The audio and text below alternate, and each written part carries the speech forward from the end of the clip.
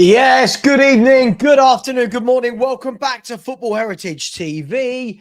Here is the live call-in show. This is a chance for all people who give it a big one all week. I'll debate you. Oh, come on. I've got things I want to say. Here's the chance. Whether you're a lover, a hater, a YouTuber, or a YouTube viewer, the lines are open for anyone that wants to talk. As I say every week, you must be wearing clothes. I know, let's all laugh, but you must be wearing clothes. You must have your camera on with a name. And you must have something you want to talk about. People keep turning up. I say this every week. They turn up and they say to me, what do you want to talk about? I'm like, no. I talk all football all day, every day. This is for anybody that wants to call in, have a chat, have their say on anything. Lots to talk about. New manager. We've got Matisse Tell that has joined. The transfer window is now fully open. From the 1st is when our financial year starts. So hopefully we'll start seeing some signings then. But there's a lot of people who are not interested in that. They just want signings now. So let me know. If you want to join, feel free to join. I'm going to put the link in very, very shortly, and you will be able to join if you would like to. But if you don't want to, you don't have to. It's very quiet in the chat at the moment. Where are you all? Very quiet in the chat. Can we please? Hello, everybody. We've been live. We've got people in here, and I'm not seeing any comments, which makes me wonder: are the comments working? Good, they are working. Just checking you. Like, come on, let's get some. Hello. Let's get some liveliness going, shall we? Let's get some liveliness going. Bear with me 1 second. Let me just double check. Hang on, I've not got that the wrong day, have I? No. No. Anyway, let's see who we've got. I'll put the link in the chat if you want to speak, please, but have something to say. Ideally, I want it to be about Tottenham. I say this every week. I get fans that call me from other clubs, and then they don't really have anything they want to talk to me about. So ideally, that's not a word. Ideally, want it to be Spurs. We want it to be people that have something to say. Guys and girls, I'm seeing tonight as well, I'm seeing news that Newcastle, let me get this right. I'm seeing news that Newcastle are readying a bid for Anthony Elanga of Nottingham Forest. And then apparently to navigate PSR restrictions, that Harvey Barnes could be going the other way. So watch this space on that one. On Newcastle starting to warm up. We saw that they're in talks with James Trafford. Can they possibly get Elanga as well? On Newcastle looking to do some good bits. I'm going to put the link in. As I said, ideally, I want it to be about Spurs, at least the first few, because when people call in that aren't Spurs, my viewers switch off. And that's the problem that I have. By the way, Tottenham Hotspur have agreed a $5 million fee with Kawasaki Frontale for Japan International Kota Takai. No, I can't believe that. Is that happening? There is the link. I've put the link in the chat. If anyone would like to come on, let me just pin that so that people can see that the message is pinned. As always, my man, he's always the first in, like a trigger finger. I must absolutely love you, Savva. But do you know what? Just quickly, yeah, right? You know, hang on. What's this tribal chief about? Oh, it's because I'm a Roman Reigns fan. That's why. Because you do realise I've got a troll that trolls me called Tribal Chief. Yeah. That's not. Is that you? Okay, no. Good. I was going to say that would be really weird if it was you. That would be really, really weird if it was you. No. How are you, mate? Are you good? Yeah, not too bad. Just before we start, though, right? I saw earlier, yeah, right, that comment that someone put in the in your chat, yeah, right, saying that they're gonna not troll you hard, but do you hard, yeah, right?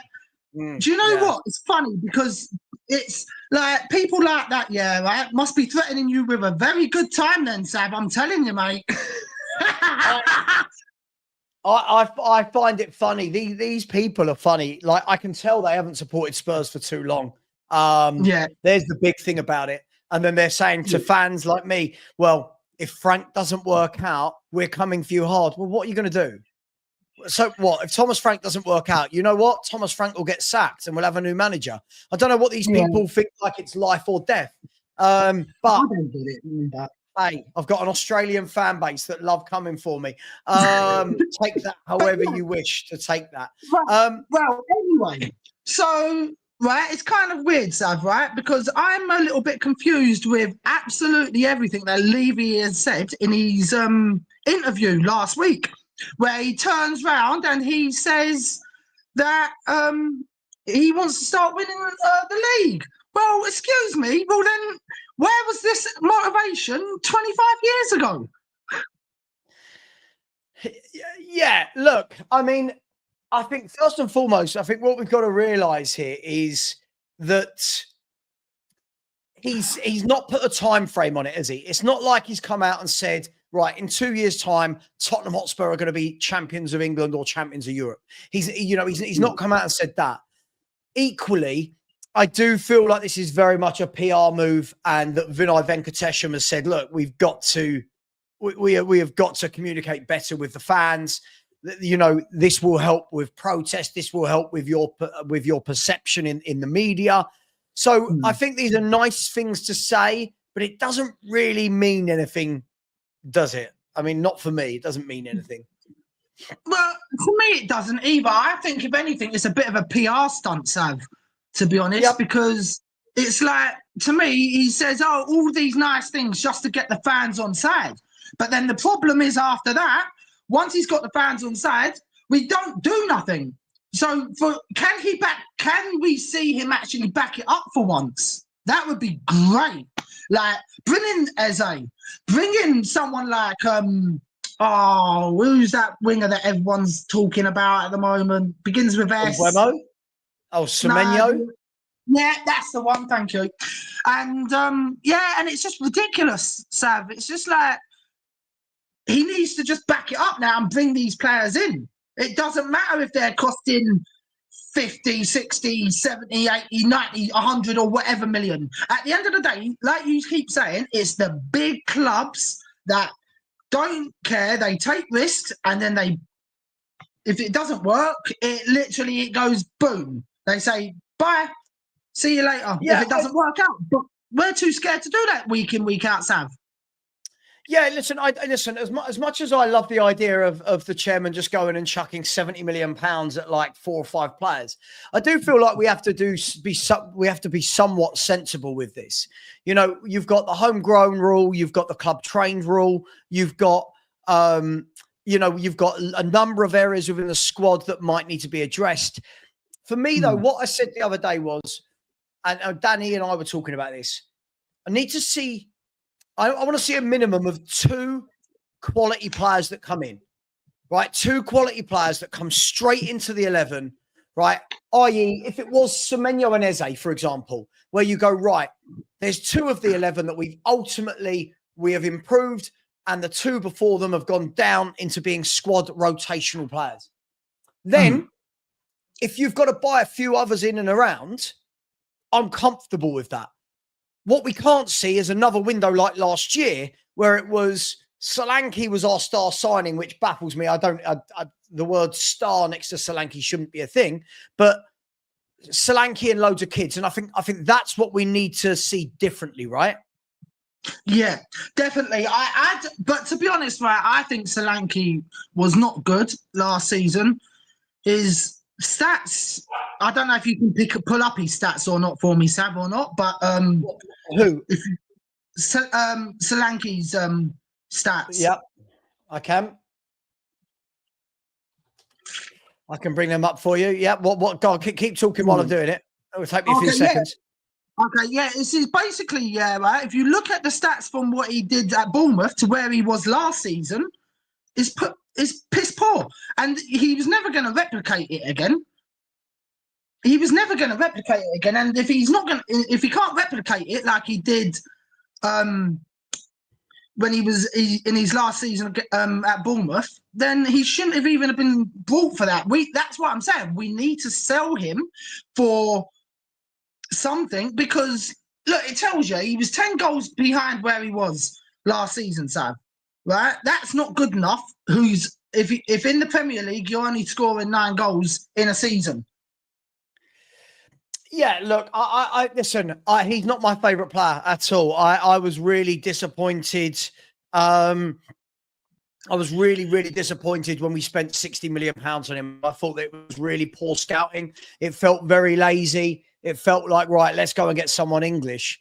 You know, I mean, what's he got in the Premier League? 1 in 3.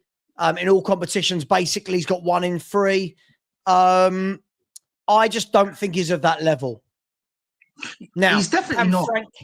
Can Frank get more out of him? I think yes. I think he'll get more out of him. Is he a guy that's going to scare defenses in the Champions League? I'm not sure. Not from what I've seen. And he is 27, 28 years of age. Let's have a look. He is 20, and he's 28 in 3 months. Yeah. See, and he's not gonna scare anyone in the Champions League, Sav. He's really not. And like we've seen, he's only scored 9 goals in the Premier League this last season just gone. So how is he gonna even perform against better clubs in the Champions League? It's gonna be, I can see it being an absolute shit show of a season if we don't get in another striker. The only other thing I can suggest that we could probably do, but I don't really like the sound of it too much, is that we have Solanke and either Johnson or Tell playing next to him, but I don't see that working. Well, look, a lot of this is going to have to be about coaching from Frank. A lot of this is going to have to be about his management ability to get the best out of Solanke. Look, I don't rate him. If he can get 16, 17 league goals out of him, I think he's done really well, Frank, in terms of coaching the guy. I think there's a huge difference between playing under no pressure for Bournemouth in a season where not a lot is expected of you and you are the main man, versus being at Tottenham Hotspur where a lot is expected of you. You're in the Champions League. Unfortunately for him, he is the striker after Harry Kane. And that is obviously going to weigh heavy on him. But look, I genuinely think he'll have a better year this year, but maybe he does need a strike partner. Maybe someone needs to go up front with him. I genuinely don't know, mate, but he's not my favourite striker. I feel like when I look at the clubs around us and the strikers they've got, and then I look at Dominic Solanke, it's a bit powder puff for me. Yeah, and I think someone like either, it's hard because I would like to have seen someone like a David come in who would have been more all-rounder. Yeah, okay, he probably would have got more goals than what Solanke has ever had. But the problem is there, Sav, right, is would David get you up to that standard of having 19, 20 goals a season on his own up there? Probably not, because he's never done it in the Premier League. But I think he's a much better striker than Solanke all day long. Yeah, look, I think Jonathan David's a natural goal scorer, and I think there's a difference, right? There's going to be strengths that Solanke's got that Jonathan David hasn't. But for me, I want a striker that their first thought is, how can I get a shot away? Can I get through on goal? And for me, when I watch Jonathan David play, listen, by the way, I don't think Jonathan David's amazing, but he's a goal scorer. He is somebody that wants to play on the last shoulder, wants to get in behind and wants to shoot. When I see Solanke playing, he doesn't look clinical. I never feel with Solanke that he's going to, and listen, I say I never feel, I'm looking at he's 28 in 3 months. I've got 10 years of him being a pro as evidence that he's not clinical. He's got 38 Premier League goals in his career, and half of those were all in 1 year. So I think I'm justified in saying he's not clinical. But hey, we got to figure that out, because that's the guy we bought. I can't see him going anywhere, and I can't imagine that anyone will be stupid enough to pay 60 million to take him off us. I can't see it, Sav. The only thing I could see happening is get him and Richarlison out and bring in 2 new strikers, because personally, I don't think can play up front. Mate, I don't think it's going to happen. Listen, I think with Solanke, I think we've got to see him. Listen, you know my opinion of Ange. I thought he was that bad a manager that I think he completely wasted Solanke. Solanke was poor, but I don't feel all of it was down to him. So I'm willing, from my own opinion, is I'm willing as a football fan to say, okay, let's see what you're made of this year. But let's see if Frank gets him in the box more and he's still not scoring goals, it tells you that he's not clinical. He's not a top goal scorer. So, look, we'll see. We'll see on that front, mate. Is there anything else you wanted to say before I get on the next guest? Well, how's Stanley and everything? Because I know Stanley's a little terror. Keep it football. Stanley's good. Stanley's good. Stanley's good. Don't worry about Stanley. He's about to go for a walk. He's all good. Anything else football-wise? Look, the transfer market, right? I honestly think that I think we could actually get some of these deals done, especially with Eze. I think it's getting done. In the news. You said it earlier, Sav. In the news. So in Spurs' new financial year. Yeah. I think it'll be announced then, but I think we're dealing with it now. Personally, I think that's what's happening, because Eze, I think, is a wonderful player. I think Eze's a top player. Eze's a top player who I think needs the next level up from Palace now. I think he's done all he can at Palace. We'll see what he's like on the next level. Listen, we're not Man City, we're not Liverpool, we're not Arsenal, but we are the next level up from Crystal Palace.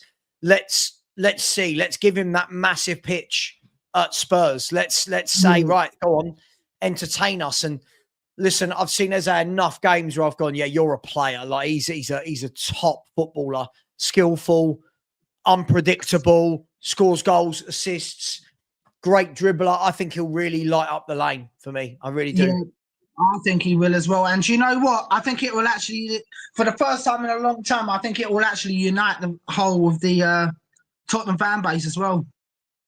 Yeah, I think it could do. I think, listen, there are Spurs fans I see who say things like, oh, how would he fit in? And I'm like, I don't get this. Top players fit in. Like, we must be the only club that worry about that. I don't see Man City and Liverpool fans going, oh, why would we buy him? Where does he fit in? No, just get them loads. They want loads of good players. They want to rotate. And that's, we always go, oh, but if he plays, where does Kulu play? I don't care about that. Get in better footballers and take it from there. Yeah, definitely. And then push up that league as well. Definitely, 100%. Absolutely. I think we need to push up that league, because if we don't push up that league, we could be. I mean, I can't see us why we won't push up that league this year, because we've now got a coach who can actually coach. Come on, I'm still absolutely delighted with having a coach that's actually able to coach these players. Do you know what? It was the best day of my life when I heard that we was actually getting a coach in, Sav. Brilliant. I'm in love with it. I've been calling for it for years. I've said all along, got to have a coach. If you are, some people are lucky enough to have both. So, i.e., Pep Guardiola's a coach and a manager. Yeah. So you got both. If you are a club like Spurs, where we can't afford the De Bruynes and the Haalands and the Florian Wirtz type players, then you've got to have a coach that can get the best out of players. And I don't think enough football fans understand the difference between a coach and a manager. But Ryan, listen, I'm going to have to let you go, mate. There's a few people lining up, but thank you as always for jumping on and making my life a bit easier by being first. Yeah, you're good, Sav. You have a good one, bro. You take care. I'll see you on the next one. Yeah, see you next one. See you, mate. Bye-bye. Big up to Ryan as well for coming on. Really appreciate that. The link is in the chat for anyone that does want to come on. But guys and girls, smash that like button again. Honestly, I don't know what's happened over at FHTV. It's like the bigger we're getting, the less people are hitting the likes. It really does help me out. I'm not asking for your money, but just smash that like button. And please, if anybody from now on is rude to any of my guests, I can be rude to my guests. All right, that's what I do. If any of you lot are rude to my guests in the chat, I will just block you immediately. Yeah. So please, everybody, just calm down, enjoy the show. Surely you want people with different opinions. Condinio, how you doing, my man? What's up, Savva? Yeah, great to see you as always. I love you're the most sensible, non-trolling rival. I generally love to speak with you. I generally look forward to having sensible without having no agendas whatsoever. So yeah, I actually enjoy our conversations. So yeah, thanks for having me. Thank you. Listen, I try my best. Whenever I've talked about football, I always try and talk about it from a sensible point of view. Yeah. Too many football fans just say stupid shit like, just back the team. It's like, well, what does that mean? It doesn't mean anything. Yeah, it's crazy. What is it you want to talk about, bro? What's going on? I want to talk about Spurs, to be fair. Go for it. To speak, go for Spurs, and then if you want, I'll speak about City, and then that's it. Yeah, that's all. Sure. For me, in terms of, do you know what I find interesting about Spurs this season? I was rooting for you guys in the Europa League final. I found it, no offense, like, because you guys were really bad in the league. I didn't expect you guys to win the Europa League. I was chuffed. I've got a Spurs friend, and I was chuffed for him. I messaged him as soon as you guys won the Europa League, because I don't know, there's something about United that is so scumbaggy. In terms of, they always scumbag a win, always scumbag a trophy when they've been garbage for 12 years. And I just had a bad feeling. I was rooting for Spurs, but then, yeah, you guys. Hang on, but remind me who you support? City. Yeah. So I wonder why you wanted us to beat Man United. I can't stand United. I go on United fan channels. I don't know if you know KG on Flex's channel. Yeah. So yeah, I had to rub it in their face. They absolutely deserve it, because if there's no top two, it's the Chuckle Brothers when it comes to United and Arsenal. They are just as bad as each other. They're the worst fan base. And then third is probably Liverpool. I cannot stand their fan base. And yeah, for me, congratulations, you deserve it. But you guys just need to push on. I generally think you're going to have a better season than United. You've got the better manager as well. You've got a guy who's Premier League proven. The thing is, I don't know what's happening with Romero, because I'd heard the rumors and stuff like that. And because they have the whole contingency of Argentina at Atletico, I don't know what's going on with that. If you can fill me in. Eze is the most obvious transfer for you guys. I think he's perfect for you guys compared to any other club, because I don't know what club apart from Palace that need Eze. Do United need Eze? No, because they got 2 10s already, and they got Xerxes, who is a hybrid of a 10 and a striker. So yeah, he's the most obvious signing in my opinion. I was hoping for you guys to get Mbumo, but his heart is set on United, so he's gonna get his career ruined at He's gonna get his career ruined at United. He's not gonna succeed. I can guarantee it. Amrin's gonna get sacked before the end of the season, or even by Christmas. So yeah. Do you think? Yeah, 100%. It's not going to work. I think Man United can have a good year. I think Man United can have a very good year. I don't think so. I think a lot of people have gone knee jerk on Ruben Amorim. I think he's joined an absolute shit show of a football club with a badly put together squad at a bad age that don't suit how he plays. And I think he's going to turn them around. He's going to have them for one game a week. Mm-hmm. And if he gets Cunha and Mbuemo and one more up top, Man United have suddenly got goals in them. I just watch this space. I think they're going to be a good team this year. I really do. This is why I respectfully disagree. Because them having that donkey from Shrek in Bruno Fernandes as their double pivot alongside another player makes no sense. Casemiro's not going to leave. He's going to see out his final year. The powers is in hands. It's the same as John Stones. John Stones has 1 year left on his contract. Why is he going to leave? And I wouldn't let him go, considering he's injury prone. But for me, Like that's a disaster. Like and he's wanted to walk twice according to reports. So I don't know why he's staying there. That's because of the money. He's not going to walk away from what they get paid. He gets paid what 10 million. So of course he gets paid a high salary in Amarin. So listen, with United we'll see, but playing one game a week changes everything. And Cunha and Mbeumo changes everything for them. That's a lot of goals. That's a hell of a lot of goals they're adding to their team. We'll see. Listen, I mean, I don't support Man U. I don't have any skin in the game when it comes to Man United. But I'm telling you, I guarantee you're going to finish above them. You're going to finish above them. You're going to finish above them 100%. 100%. I don't think you'll beat them as well because you've got a Premier League proven manager. This guy does his system does not work. His system does not work in the Premier League. It does not work. We'll see. Just because he beat us. So yeah, but no worries. Thanks for having me on. Appreciate it. Nice talking to you as always. Oh, are you off? Are you going? No. Because the way that you said you were speaking, I thought I ran out of time. So yeah.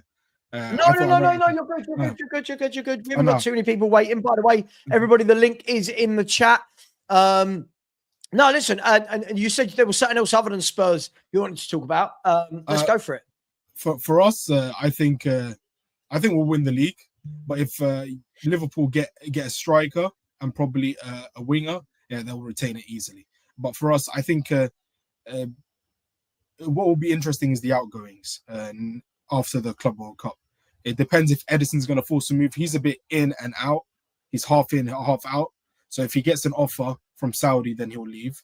And if he's happy to see out his final year of this contract, I would keep him personally because the replacement is I'm keen, but not keen at the same time because he's had a bit of blunders in Diogo Costa. So yeah, for me, and we need a right back 100% because we haven't had a right back since Kyle Walker. And people have suggested Porro, but you know about Porro. He's not. Is he defensively sound? I want to right back. Defensively, he's dreadful. He's dreadful defensively. So there's no point. I want to right. I'm a traditional guy. I want a right back that can defend. If they can attack, that's a bonus. But for me, if you can't defend, there's no point. You're not a right back. That's the same with. Do you know what? I think I think that it's going to be firmly between Man City and Liverpool this season. I know that sounds really obvious, but I think Man City are signing some very good footballers. I think Nico Gonzalez, I think, is a really good footballer. Rodri's back. Reinders. So now look at that midfield three. Look how that's freshened up. You think in games last season where you didn't have any of them three, you didn't have anything. So you've now got Reinders. Do you know what I want to roll out? Sorry. No, you've now got Reinders, Gonzalez, Rodri is back, who's the best player in world football for me. You've then got a couple of the older statesmen in terms of Silva, Kovacic, and Gundogan. But for me, it's what you've added in the other areas. Marmoush for me will have a great season. Rayan Cherki's a top player. I think Phil Foden had a bad year, but listen, you don't lose your class. He was player of the year the year before that. Haaland, Marmoush, Doku, I think is getting better and better. Bob, Savio, these are still young wingers. I think it's going to be neck and neck between the two clubs. I really do. In terms of, I don't know if you've heard, Gundogan looks like he's going to go to Galatasaray. So I think, and we're going to bring in a replacement for him, and because Morgan Gibbs-White has 2 years left on his contract. He's keen to wait it out for another year. So he's in the same situation as Diogo Costa, and I think we'll get him to replace him. I'm not keen on him because ever since he nearly cost us the title indirectly when he got Rodri. He aggravated Rodri to get him sent off. That's why I'm not keen on him. But I would take him, to be fair, considering. Well, Gundogan's been saying all day how he wants to stay, and he sees himself at City for a couple of years. So, well, he has 1 year left in his contract, and I don't know. His legs are gone. Like, I think I generally do believe it was a mistake to bring him back because I was speaking to Barcelona fans, and he was probably their worst midfielder. Listen, I think it's a very different City this year, though. I think what we don't take into account as fans sometimes is, like, I use the Phil Foden one. I can't understand these football fans say, Phil Foden's always been overrated. Like, hang on. Phil Foden's been brilliant since 17 years of age up until 24. He has one season like the rest of the City squad where it doesn't quite go to plan and everyone's trying to, he's shit, he's shit, he's shit. Listen, you guys dominated for so long. I think having one bad year, I don't think is the end of the world. I think. Well, apparently we're not allowed to have a bad year. Apparently we're not allowed to have a bad year as soon as we're back to being mid-table City or I don't know what's the problem. It's rivals. People are too knee-jerk. People are too knee-jerk with their opinions. If a player has a bad month, they're shit. If a player has a great month, they're world class. Pep. I mean, I was seeing some of your fan base saying, "Oh, Pep's got to go," and I'm like, "Hang on, no, hang on. I don't think so. Look what this bloke's done for you for 8 years." 100%. 100. I agree. This whole majority of this season has been on him, but I think he's allowed to have a mistake. But he even admitted, like the things that we've been saying about him this season, he says, "I regret not rebuilding the squad last summer," because let's be honest, he wasn't going to leave at the end of this season, but because of the sporting director was going to leave as well. At the same time, he was like, "I can't leave City in the lurch," if you understand what I mean. So he said, "I'll extend and get you through this transitional period for the next 2 years, and then we'll go from there." I think he's talking about Phil Foden. This is what you get. You get absolute dumbass comments. Phil Foden has been absolutely brilliant. Listen, hang on. Let me finish the sentence. Sorry. This is a guy. See, look, sorry. This is where this guy. Don't worry, this guy's a troll. Always has been. Right. It makes me laugh. This is a guy that came through Man City's academy, and in all the players that Pep Guardiola let go, Phil Foden stayed through every one of those clear-outs. Phil Foden stayed. Phil Foden wins Premier League Player of the Year, has a brilliant year, and then suddenly the next season, he's always been overrated. How is this kid overrated? Look what he's won. Look at his footwork. Look at his goals. Look at his assists. How on earth are people calling this kid overrated? It is absolutely mind-boggling. Absolutely mind-boggling how people come out with this sort of shit. Honestly, people don't know a footballer anymore. People don't know a footballer. They compare it on GA. And the way he's been managed throughout his whole City career is how you manage a player. You don't play a manager where you play a player that you burn out. Like Saka. Saka's being burnt out. And the way things are going with Yamal, if they don't manage him, he'll be done. He'll be done by his mid-20s. I believe Saka will be done before 30 if Arteta is still his manager, because you can't play him out week in, week out. It's not fair on the player. And just like sometimes you have to say, well, I know what's best for you. You have to get some rest. You have to get pulled out of the limelight, and then you can continue playing, because these players aren't robots. So yeah. Yeah, look, I just think it's crazy. Like every player is like, I've triggered again, sorry, hang on, dude. You're gonna get blocked if you chat shit, Rodney Trot, you're gonna get blocked. Where on earth did I say I don't rate Maradona? Like what an absolutely dumb ass thing to say. What you mean is dickhead, and I'm going to call you out to your face. You're a dickhead, right? If you've got a problem with that, come onto my screen and chat with me. You're a dickhead, right? I've had enough of you the last few weeks, so I'm going to lose my mind a little bit here. I don't know how you deal with these people. If you're going to be a dickhead like this, tell the truth on what I said, right? No one said they don't rate Maradona. I said Maradona was one of my favorite 5 players of all time, right? What I said was Maradona's not as good as this guy, Lionel Messi, over my shoulder, right? So if you're going to lie, at least get your lie right, because you've started to turn into an absolute dick lately. You were all right for a while. Now you've started to turn into an absolute fucking idiot once again, right? Is he a Spurs fan? I don't know. With these trolls, you don't know what they are. Like, let me give you an example. I'm not saying everyone has to look at Phil Foden and go, oh my God, he's amazing. I'm not sitting there going, oh my God, I've never seen a player like him. But how can anyone look at Phil Foden and go, shit, he's overrated? This is a wonderful footballer who broke through the City Academy to get into a team that had players like Mahrez, Bernardo Silva, David Silva, Gundogan, De Bruyne, Aguero. All these other people are being sold. The Palmers, the this, the that. Foden's the one that's kept. He wins Player of the Year in the Premier League, and then you got fans going, he's shit. Why can't football fans say, oh, nah, he's not my type of... Like we just say, oh, he's shit. He's terrible. This guy's had a great career. He's 24 years of age. He's won something like 17 or 18 trophies by that age. Has played, hundreds and hundreds of games for Man City already. And people want to knock that. But yet they'll see a kid who's played 20 games somewhere and go, generational. I don't think they understand. I tell you this, Savva. The way when De Bruyne got off in that Champions League final, I was worried.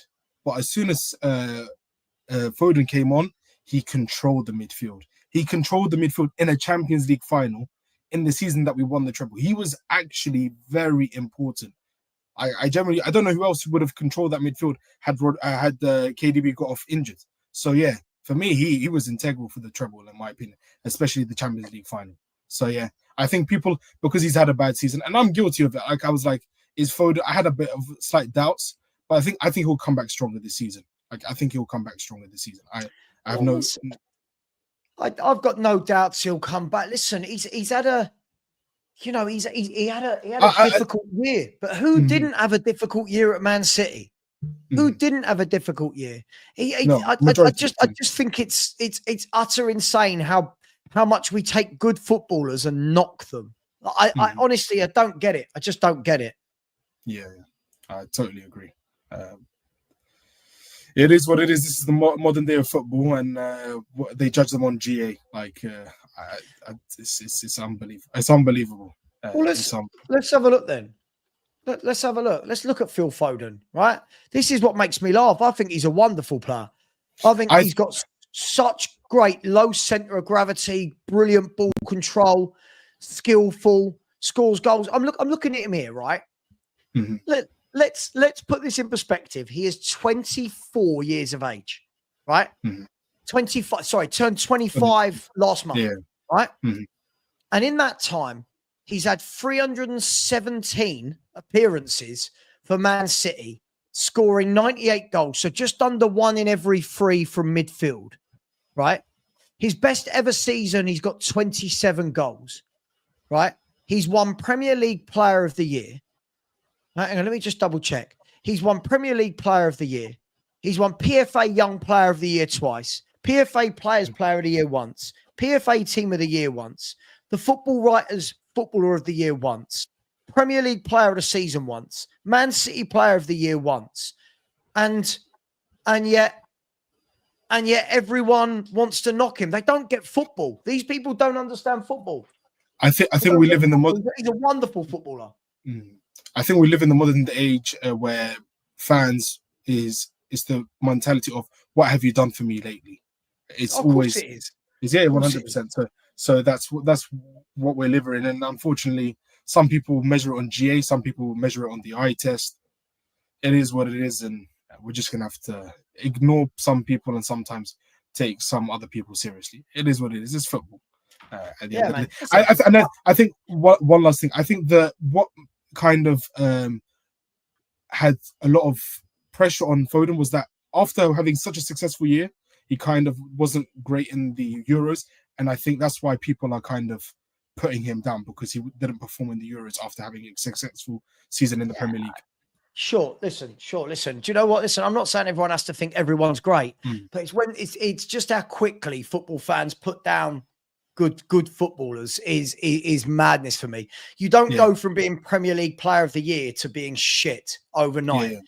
Yeah, you go from Premier League Player of the Year to I'm not in form overnight.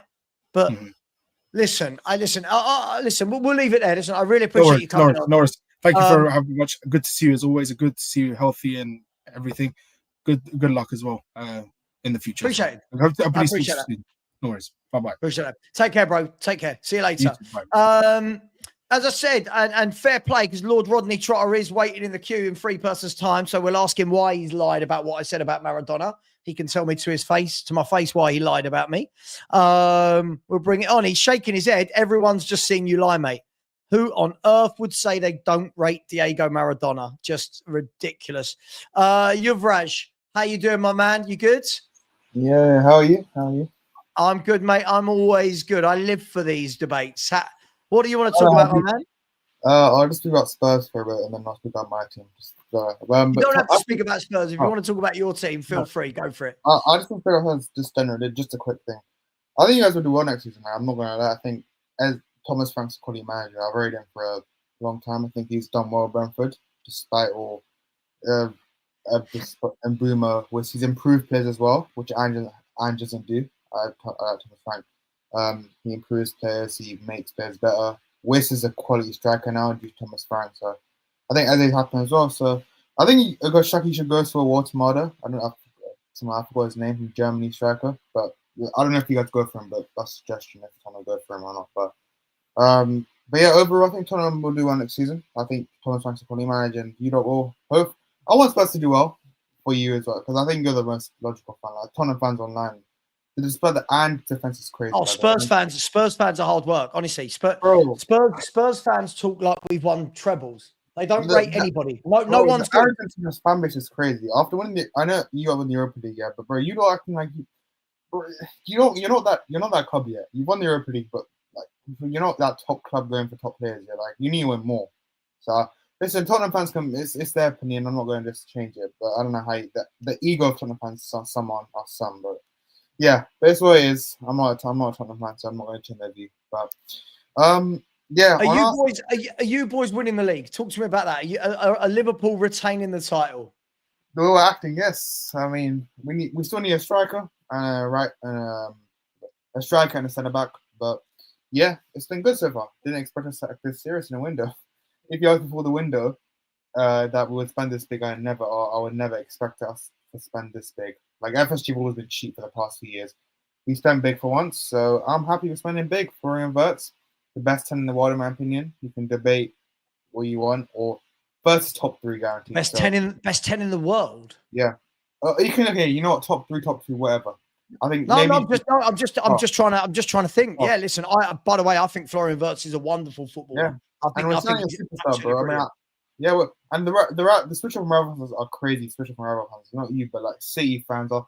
Before we ding to him, he's quality, world class. When we get him, you overpay, bro. It's just crazy to switch up, bro. I'm just saying, some City fans, not all City fans, but some, like they were glazing Wirtz, and Bayern fans as well.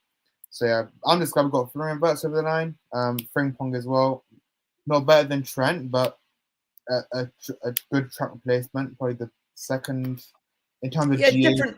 Different player to Trent though, right? I mean, Trent Alexander-Arnold for me is a wonderful footballer, not a great defender, right? Like Frimpong. Listen, again, I don't think Frimpong is. I can't believe the breaking news. Sorry, that Spurs have just signed another kid. I can't believe this. Sorry, Spurs have. I mean, it's only 5 million, so I'm not going to go too mad, but it's like a crash. It's like a crash at Tottenham. Do you? Who are going to be your closest rivals this year? Is it going to be Arsenal? Or is it going to be Man City or somebody else? Man City, because Arsenal nothing this window, and if they sign Sesko, I'm chilling even more because I don't rate Sesko at all. Sesko for me is just not a Darwin 2.0. The way he misses chances, 1v1-on-1 chances, his goals are mostly outside the box, and I know for a strike you need 1-on-1 finishing. In my opinion, I need to see. And for me, if they get Sesko, I'm chilling. If they're Gyökeres, maybe a bit concerning, but City will be our main rivals. Because City are... Yeah, see, I don't even think Gyökeres is enough for them. I think Gyökeres is a wonderful striker. I think that Arsenal, and I'm happy for them not to do this as a Spurs fan, but looking in as a football fan, Arsenal for me need 2 or 3 forwards. Every year it feels like it's just a bit stale. Like Martinelli, Saka, one more. It feels like they need an injection of... I think they need Rodrigo, personally. I think Rodrigo will be... But if they go Rodrigo, I think that changes everything. But I just don't see Arsenal offering... Like, Arsenal me not serious this summer. I don't know if they get... If Rodrigo wants to leave, I don't think he will. Because why would you leave Madrid, in my opinion? I don't think you... Maybe game time, but then again, even if Rodrigo's available, I think a lot of teams will be in for him. Like, I'm doing a lot of teams.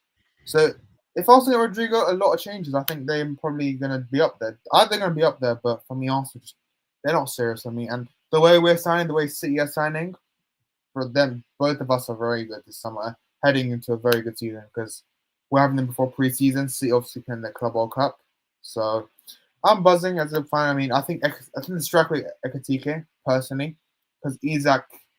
I'll be honest with you, Isak might not happen just because of the money, and we need to push for the move. I don't think he's that type of guy to push for the move, sadly.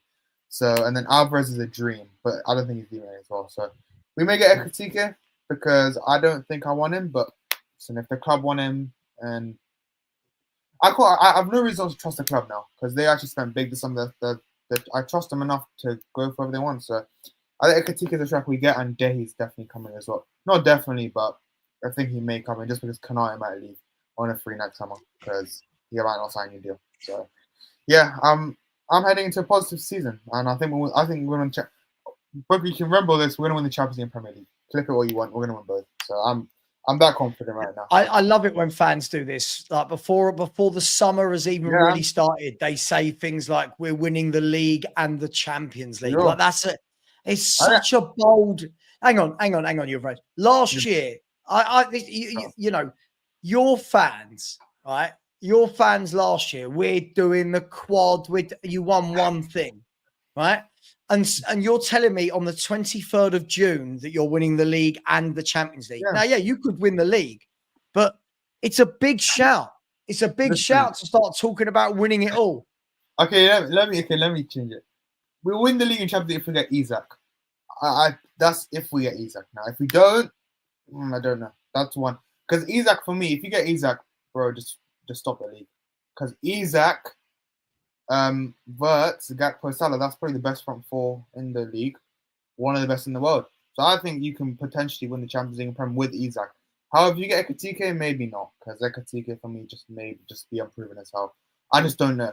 I don't know Ekatike, but like I said, it's just with Wirtz there, I can trust that. You can get any striker, and I think they'll probably do well. So for me, Isak's unlikely. So I'm not even. Yeah, I can't see you guys getting Isak. I think it would be. I think it would cost take 200 million. Like they want that seems to start negotiating like 150, 200 million. I'm not paying that. For me, he's not worth that much. I just don't think he is. But I just. Yeah, but again, he's worth. Listen, he's worth whatever Newcastle say he's worth. Yeah, right? I mean, it's their opinion. Like, hang on, but the thing is, hang on, slow down. Take a breath. In one hand, it's I'll change my mind. You said we're winning both if we get Isak, and then on the other hand, he's not worth that money. Well, if he wins you the league and the Champions League, then surely Alexander Isak is worth 150 million. But listen, Newcastle are going to price everyone out unless they need the money. They're going to make this one of the most difficult deals to do for anybody. I agree. I think we need to push the move. I think we need him to push for the move to get it. That's the only way I see happening. Like he needs to push for it. I don't think he will though. I think he's type of. I think Barcelona get him next summer personally because Barcelona have Lewandowski. He's older now, so I think he's gonna wait till next summer because a lot is to win for next summer. Like talking about PSG, Barca. So yeah, I think it's either Ekatike this summer or Isak next summer. I think I'd rather choose Ekatike. Because I'm not winning. It's a risk waiting 1 year, and I know it's very risky if you want to wait for Isak next summer because a lot can change in 1 year. Like we could not, like you never know. Barca. Listen, I know Arsenal won't win the league, but if let's say I don't know, Barca do another good season and they can easily attract Isak out. So for me, look, I think that our summer will be based on this is not based on the information, Ekatike and Gehi, and of course the rest of the signings. For me, that's a good window as well. I think that's good enough to win the league. So I'm not worried about anyone. If I was to be worried, maybe City, but I'm pretty confident heading into next season. I'm very confident and I'm excited. Well, look, yeah. I wish you luck then. And listen, as I said, my team aren't going to be winning a league. So I look at the league title as something as a football fan rather than, oh my God, my team are in it. I must not have this team winning it. As long as Arsenal don't win it, I don't care who wins it. I think it's going to be between you and City. But listen, I do need to let you off because Lord Rodney is coming on. So this should be fun. And listen, I'll speak to you soon, Yuvraj. Yeah, thank you. Big up. All right, mate. You take care. Big up to you. Who have we got? Big up to everyone in the chat. Dan Wells, thank you very much. I wish your channel fails. That's a lovely thing to say. I really appreciate that. It's failing upwards at the moment, mate. Thank you. It's failing upwards. It's growing. But thank you very much. I'll tell you what, before I get Lord Rodney on, let me just quickly look at this person's profile and see who this person used to be. It's always good. Please don't remove it. Anybody who's removing it, I'll deal with this guy. I want to have a look at his channel activity and see who he is. Oh, he joined 2 weeks ago. Oh, what a fucking shocker. What a shocker. Lord Rodney, tell me why I don't rate Maradona. Go on, this should be fun. I didn't really say that, did I? Yeah, you absolutely said, Savva, you don't rate Maradona. I can't take your opinion seriously. Yeah, I did say that, but it's not really what I meant, was it? You It did was, say that. What? I was a bit triggered. You triggered me a bit. You know what you did? What did I do? Go on. What did I do? Well, you made me come on here firstly. Oh, what? And then I got blocked in the chat. Who blocked you? I know one of the moderators. Well, you're here now, so talk to me. So clearly you don't want to talk about Diego Maradona. I think Phil Foden is a good player, right? He's a very good player. But I don't think he's amazing. I don't think he's someone that wins a game that you really need to win. Do you know what I mean? But that's not quite true, is it? I mean, in the year when he won Player of the Year, there were many games where he picked the ball up, smashed in 20-yarders to win Man City games. Hence why he was Premier League Player of the Year. Aren't we? But by the way, sorry, the person that's trying to come into the back room, your name is Phil McCracken, right? You're not coming on. Like, I don't know. I know you think you're funny, but I'm not dumb. So please politely fuck off. I've got low tolerance today. Low tolerance. Anyway, you don't want to talk about Phil Foden. I saw you last night as well, jibbing in about the old Harry Kane conversation where you were trying to say, oh, Savva, you're defeating your own point. And I'm reading your comments going, I don't think he's listening. Well, I don't think we have to agree on everything, do we, all the time? Of course we don't. That's what I mean. I would hate it if we agreed on everything. So for me, yeah, I don't agree with everything all the time, and sometimes I get a bit, triggered. See, I knew by me calling you out, I knew you'd come on. I just get the feeling sometimes with people that what will make them come on. But what I find funny is about people is sometimes in the comments, I feel like you're having a really proper football conversation. And other times I just feel like he's trolling. I can't work you out. I'll be honest. I'll say it to you, I can't work you out. Sometimes you're trolling. Sometimes you're talking football. It's interesting. Yeah, I just like a good debate. That's it. Talk to me. Spurs have just signed or just agreed a fee. It's breaking on Sky Sports. Alistair Gold has said it. Let me make sure I get this right. I've literally just said to my thumbnail guy, can you get me a thumbnail of, and he's like, who? And I'm like, yeah. Spurs, Koto Takai from Fontawala Yakizama or whatever, or what their name is. Well, who is he? He is. I'm just trying to find out. Hang on 1 second. Seeing it. He is. So Spurs have agreed a $5 million deal for 20-year-old Japan international centre back Kotai Takai from Kawasaki Frontale. He is expected to be part of the first team squad. It's I mean, listen, I don't know. For me, it's just getting absolutely ridiculous now. Everyone seems to be 19, 20, 18. I just don't know what we're doing here. A week after Daniel Levy's talking about winning league titles. Didn't Frank come out and say he rates Ashley Phillips? So where does he fit? I've seen many posts this last week. Apparently he rates Phillips, he rates Hill, he rates this person, that person. I feel like it's a lot of clickbait going around, but you've got Vuskovic, Dorrington.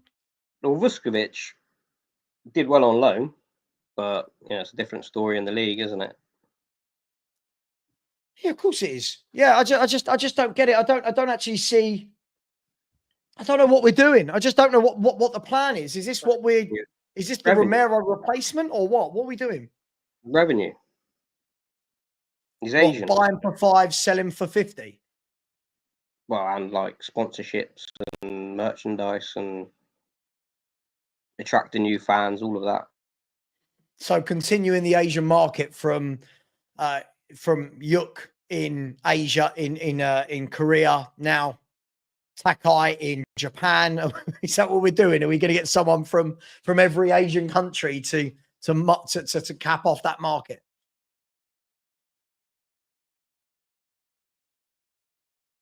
Oh, I think you're frozen. Have you frozen? Or are you just very good at being still?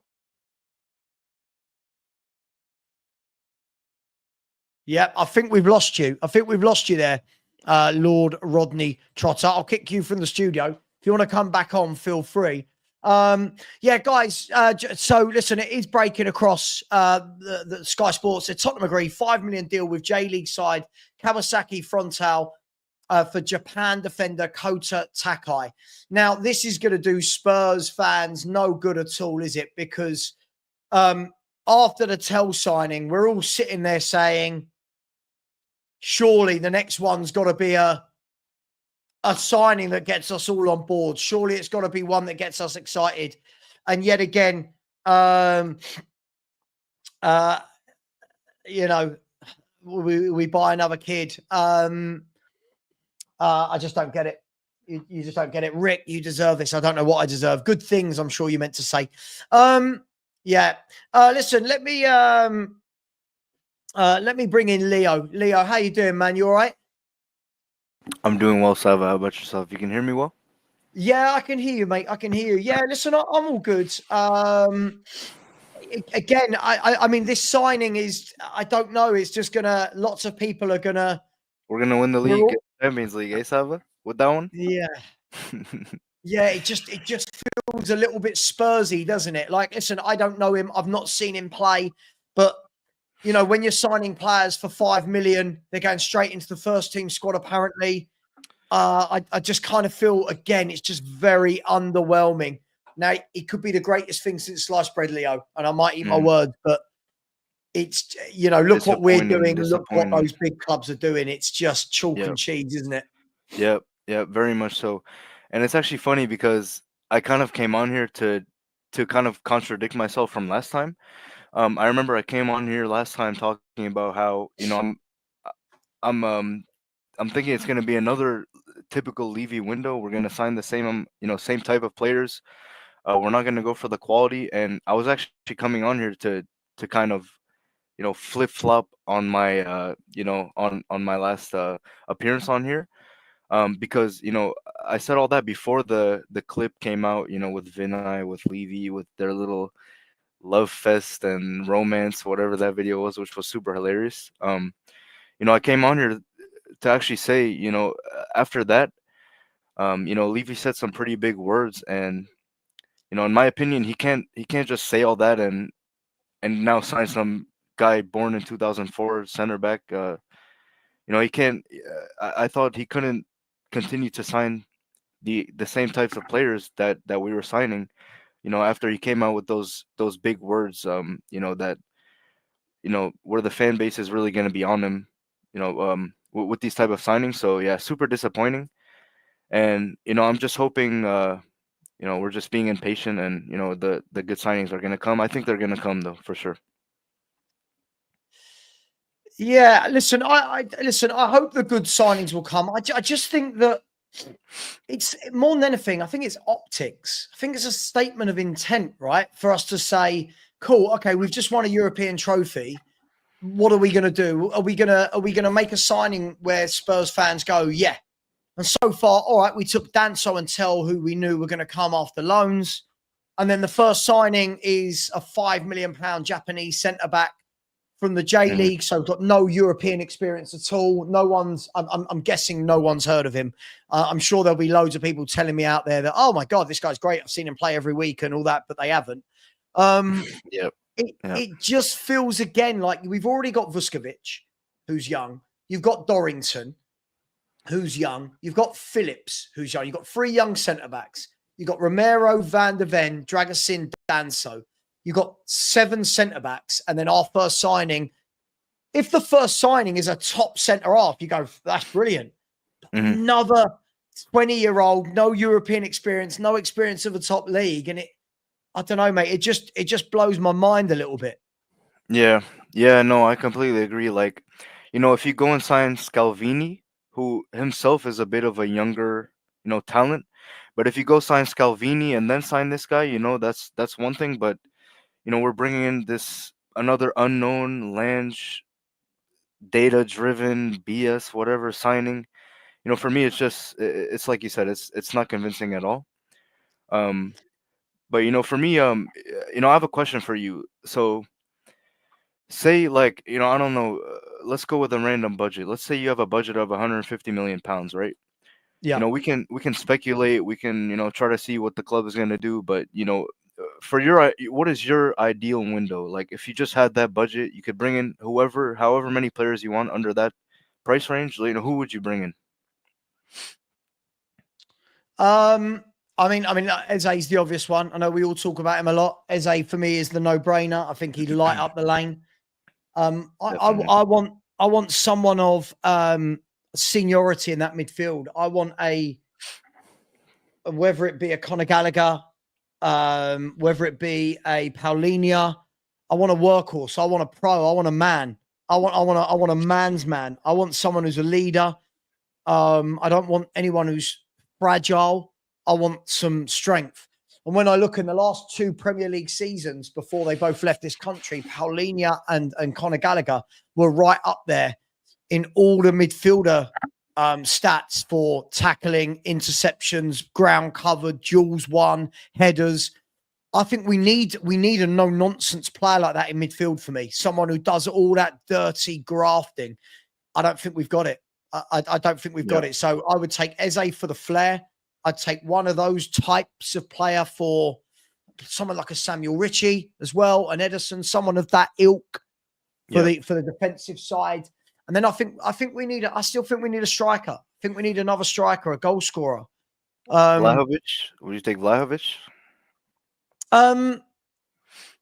Yeah, I'd take Vlahovic if we were selling Solanke. I'd take Vlahovic over Solanke all day. I don't rate Solanke. So yeah, I would take Vlahovic. But for me, I think we need a different profile of striker. We keep buying these big bustling guys. I think we need one who's more, I keep saying it, more of a Jermaine Defoe type. I think we need a nippy little player that wants to get shots away, that wants to, gets the ball, shuffles out his feet, has a shot, makes the keeper work. Yeah, so Notorious PIG would you take Calamundo? Yeah, He's kind of all day. that type of striker, right? So yeah. Doesn't have to start every game. Or maybe you go to the 2 up top with Solanke doing more of the hard work and more of the hold-up play and letting someone like a Calamundo get in behind and be a nuisance. But I just think we need something different. I think Solanke and Richarlison, Leo, the words I would say, I think they're boring strikers as well. They both bore me. There's nothing about watching either of those two which gets you off your seat. I think we need someone with a little bit of go in their feet. Like he works hard. Sorry for cutting you off. They work hard, but what else? What else do they do?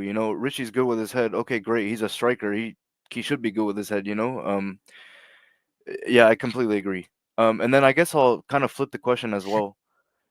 As far as outgoings, right? I know we can't. We're not gonna go sell the whole squad in one window. But for me, I'll be honest. Other than James Madison and a couple of the young guys, for me, like everyone in that 11 is expendable for me. Solanke, like you said, expendable. Our wingers, Kulusevski, expendable. Johnson, average. Like who should be, I guess, the priority outgoings for you, in our squad? Because I think we have a lot. Yeah, listen, I think outgoings, I would say Son is 100% now. Let's move it on. Let's freshen up. Let's freshen up. Get Son out, Richarlison out. Brian Hill's got to go. For me, I think Bentancur or Basuma, one of them probably looks like it's going to be Basuma because Frank's mentioned Bentancur a couple of times, so I think he likes him. I wouldn't mind if both went. I think that you've got, I I don't know, John. I mean, I don't care. Honestly, Leo, I They genuinely can all don't go, care. right? I mean, Yeah, in a there's way, no one that would upset me if they left. Vicario can go.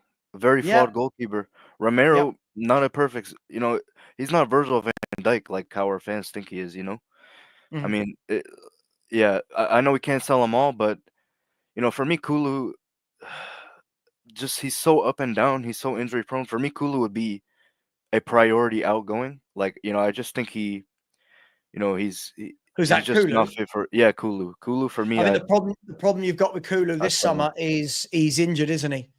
Yep. So he's not gonna get any inquiries. Listen, as we said on the show last night, I don't mind Kulu. Our fans do what they normally do. We overrate everyone who plays for Tottenham Hotspur. We overrate everyone. I think he's a good Mhm. player. He's all right, but again, I wouldn't pay money to watch him play. Like I wouldn't. Something that one of the coaches I used to work with used to always say to me is, "Would you open your curtains if they were playing at the back of your garden?"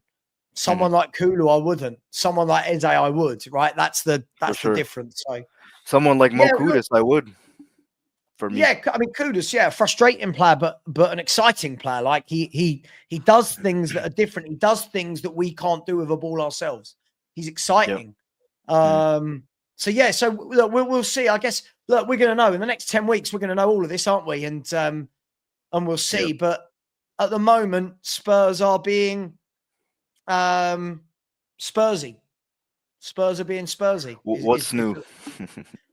Well, absolutely, mate. But listen, Leo, I'm going to let you go because I've got Omar, then Lord Rodney Trotter, then DJ Paul to come on. But listen, thanks very much for coming on. I really appreciate you. And, No worries, and I'm Savva. sure we'll speak soon.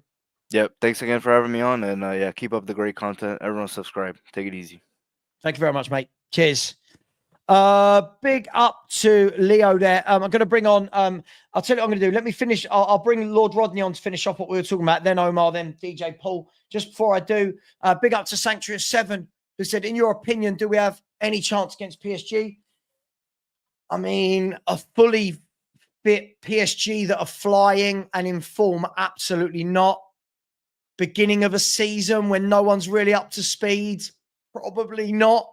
But be hard to beat. Don't play two at the back. Don't have everyone inverted. Don't play a high line. Maybe we get a respectable scoreline out of it. We'll see, Sanctuary. But listen, they're bloody good, aren't they? They are a bloody good football team. Big up to you, Ryan. Thank you very much. I said I would take any right wing or left wing from Man City, and I would definitely take Foden or any Man City player for that matter. One bad season doesn't mean nothing. Foden would walk into our team, and he's only going to improve. Oh, for sure. If Foden came to Tottenham, he's the best player at the club by a country mile. But hey, no wonder Spurs don't sign better players. No one's better than the 11 we've got. Ryan, very, very generous, my man. Thank you very, very much. That is far too generous. Thank you very much. Sanctuary 7's coming again and said, if we signed Foden tomorrow, we'd cream our pants. We would. If we sign Foden tomorrow, we're talking about why is he not winning Ballon d'Ors? Why is he not Premier League Player of the Year? Why is he not starting every game for England? But when he plays for someone else, yeah, he's overrated. Listen, I wish we had some overrated. Wish we had some overrated footballers like Phil Foden. Big up to you. Big up to Marios. Stuck in the super sticker. Very generous of you, Marios. Thank you very much. Really appreciate you. Big up to VCats. Said agree, disagree. We all want this channel to shine. Well, I bloody do. Yeah, it's my business. Yeah, I like it when people come on. Do you know that the ironic thing for the people that come on and say things like, I hope you fail, they have to subscribe to tell me that they hope I fail. It's absolutely ridiculous. The moment they subscribe, they're watching, they're paying me. Meh. It's like me going to Sainsbury's, doing a shop, getting to the end, paying for my shop, and then going, oh, I hope you don't make any money this year. It's fucking ridiculous. Imbeciles. Big up to you, VCats. Really appreciate that. And big up to the real N7-year Lewis, who said, Bergvall Gray, tell which one will Frank coach to their full potential? Bergvall. Bergvall for me. I think he'll make him a really good midfielder. I don't know what Gray is. I can't have the Gray conversation again. I don't know what Gray is. I don't know. I've not really seen anything that gets me excited, but let's see. Let's see. Big up to you, Real and 7 Yid Lewis. Let's see what happens. And listen, what I do know is he'll coach them all better than Postecoglou. So thank you very much. Let me bring on Lord Rodney Trotter to finish where we were. What were we saying, my man? Just talking about Foden, wasn't it? Yeah, I forgot. Yeah, Phil Foden. Yeah, you would take him in the Spurs 11, right? Of course I would. That's obviously I would. He'd be our best player more than likely. But I'm judging him by City standards. I'm judging him by where he's actually at. Sure, but if you're judging him by City standards, like 12 months ago, he was crowned the best player in the country. He had a really good year, and I actually thought maybe he's turned a corner and he's going to be that guy. But but turned a corner from what? He was doing brilliantly for Man City for about 7 seasons. What do you mean turned a corner?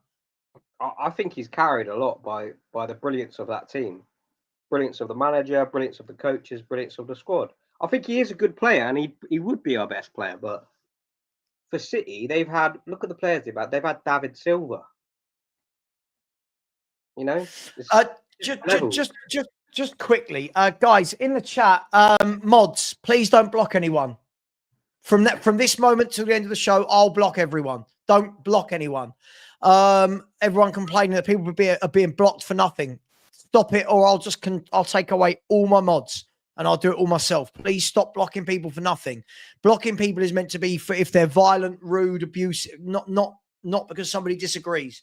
Yeah, but when we say carried, when has Pep Guardiola ever allowed a player to be carried in his team? Look at the players and options he's got. I am in two minds about it, but I think because he's an academy player, there's a real want for him to succeed by Pep that he doesn't normally have with other players, where he'd normally just kick him out the door. He sort of has a want and a need for Foden to succeed. That's what I believe, anyway. Maybe I'm wrong. Maybe I'm completely wrong. But when I watch him play, particularly for England, he's awful. Sure, but who has done well for England? Harry Kane.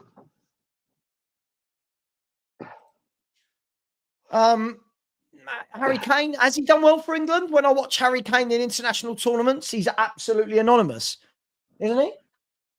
Well, hasn't he got like 60 goals or 70 goals or something?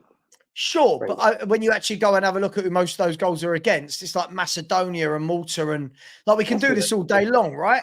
Like, yeah, it's true. Look, I hear you. I hear, but the thing is, when we're saying like Pep's playing Foden, because he's got a need for him to succeed, I would say that over 300 games, Player of the Year, Premier League Player of the Year, PFA Team of the Year twice, nearly 100 goals. I would say that pretty much is succeeding, wouldn't you? By the age of 25, Pep loves him, doesn't he? So he's diminutive, isn't he? And he's like a little English Spanish kind of player. So obviously he likes him. But just there's always question marks for me until he if he scores like a hat trick against Chelsea or puts a hat trick against Liverpool, do you know what I mean? Or Man United, I'm gonna think he's that guy. But yeah, but I mean, he's not a guy that should be getting hat tricks every game, is he? Like a hat trick of assists, then. Yeah, but hang on, not this season, gone the year before. Didn't he get 27 goals and I don't know how many assists? Like, didn't he smash the life out of the league? Who against? Who were those goals against? Mate, they won the league. What do you mean? He got 27 goals in all competitions. Hang on, let's have a look. This is mad, right? I just don't get how we belittle people that have done so bloody well in their career. I'm not belittling him, am I? I'm not belittling him. Oh, you are? Oh, you absolutely are. I've said he'd be our best player. I'm not saying he's shit. I just think I've got question marks over him. That's not belittling him. But what are the question marks? Whether he's the top player, whether he's really worthy of being, a talisman for City, the best team in the world, pretty much. Well, listen. I think that I think he gets a lot of stick. I think we're doing what we normally do in this country. Everyone builds a player up, puts them on a pedestal, and then the moment they have a bit of a difficult time, we want to knock them down and say that they're awful. And I think for me, this is why I don't build people up too quickly. You know, like the way our fans have bigged up Bergvall already is a future Ballon d'Or winner. Do you know what I mean? Like we go crazy with it. Gray, generational. Bergvall, this, a Dogie, that. It's like Sar Torre, and you're like, whoa, Jesus Christ! Let's calm it down a second and let them do something first. But I think we're just desperate for a top player, aren't we? We're really starved of like a world class. Not actually world class, but that could be world class, you know. Yeah, I hear. Is there anything else you want to talk about? No. Yeah, No. come on. Well, hello. It's nice. It's nice to finally put a face to the name. See, things change. Now I know what you look like and sound like. It's all very different. But yeah, so I'm just removing some people from mod that are absolutely abusing the power. Listen, no, thank you. I really appreciate you coming on, man. I really do appreciate you coming on. It's always good. It's always good to have a chat.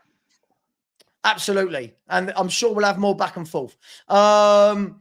But listen, thanks very much. And I'm going to bring on Omar. So cheers, bro. Appreciate that.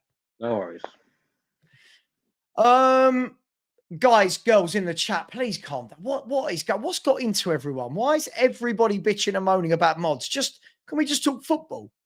Can we literally just talk football? Yeah, it's very lively today. What is wrong with everybody? Is everyone on their periods? What's going on, man? Like, everyone, relax. Just relax. Big up to my man Omar. How you doing, man? Hey, big up to you, Savva. It's been a while. Yeah, man. It's been too long. How's the channel going? Hey, listen, man. It continues to grow. You know, we're just doing it step by step right now. Things are kind of been going well recently, I would say. More people now recognizing the channel. Been getting a lot of more regular live views during my channel recently than during the middle of the season.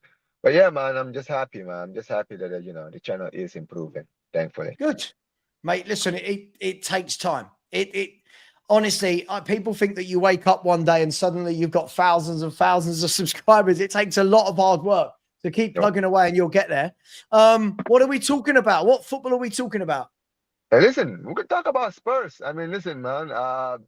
Obviously, we haven't really spoken, I guess, since you guys won the Europa League. Because last time we actually spoke, remember, we were having a debate on Ange and his time at the club, and basically, the league performances were not great. He was taking the cup seriously, which is something I would say a lot of Spurs fans were kind of, wishing that other managers would take all the competition seriously and try to go for everything and maybe try to see, what chances you would have in winning trophies.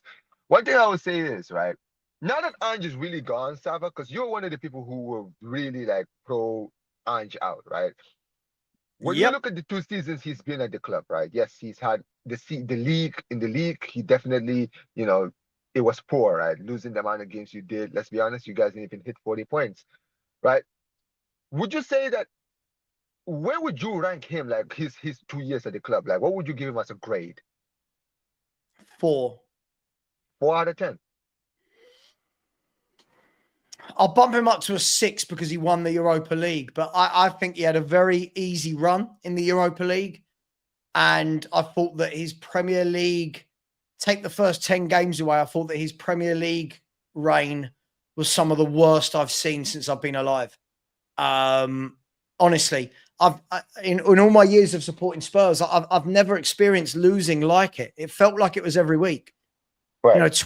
22 defeats in 38 this season. The back half of last season, I think we lost something like 12 games. You add that to the 20. Suddenly we're 34 defeats in 66 games. It just felt. Yeah, that's like half of your games, literally. Yeah, it's too much. It's too much. And for me, listen, I think as well as the results, I think one of the key things, if I'm going to judge him and give him a score out of 10, I think it's just how poorly we looked. It was how poor we looked every game. And I think when a new manager joins, I don't expect within the first 3, 4, 5 games that they've solved every problem that they find. But what I do expect is after you've been there a year and a half, that you have ironed out those issues, that you have realised, right, I've had 4 windows. I need to plug this gap. I need to do that. I need to stop inverting.